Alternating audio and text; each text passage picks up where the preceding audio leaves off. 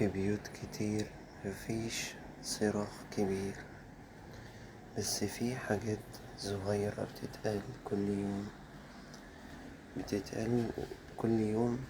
كلمة تتقال ببرود، نظرة ضيق، رد متأخر، واحنا فاكرين إنها عادية، بس عند حد تاني هي بتوجع أكتر من أي خناقة.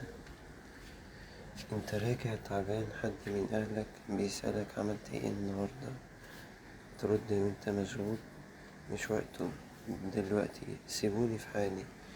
ممكن بالنسبة لك جملة عادية، بس بالنسبة لحد مستنيك طول اليوم دي معناها إن أنا مش مهم عنده. أو أمك تنادي عليك أكتر من مرة وانت ترد بعصبية، في ايه، مش شايفيني قاعد. الكلام ده بيتناسي عندك، بس بيتخزن جواهم، مش لأننا وحشين، بس لأننا مضغوطين، شغل، دراسة، موبايل، تفكير، مستقبل، وبنرجع البيت فاضيين نفسيا، فبنطلع اللي جوانا في أقرب الناس لينا. الغريب إننا بنكون أهدى برا البيت، الغريب إننا بنكون أهدى برا البيت وأقسى جوا البيت. الأهل مش محتاجين كلام كبير، هما محتاجين إحساس بسيط إنك لسه شايفهم، سامعهم، موجود معاهم.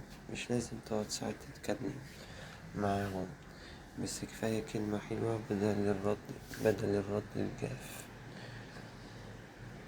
مش كل سؤال يترد عليه بسرعة عصبية، ثانيتين سكون قبل ما ترد بتفرق جدا. بدل سيبوني قول معلش أنا مضغوط شوية بس هكلمك بعدين، نفس المعنى بس إحساس مختلف تماما. مش لازم كلام كتير، بس بصة وابتسامة صغيرة لما حد يكلمك بيتساوي عندهم يوم كامل. افصل شوية عن الموبايل، أخطر حاجة إنك تبقى موجود بجسمك بس غايب تماما بعقلك. افتكر إن الوقت مش بيرجع، اللي بيستحمل عصبيتك النهاردة هو نفس الشخص اللي ممكن تفقد صوته بكرة.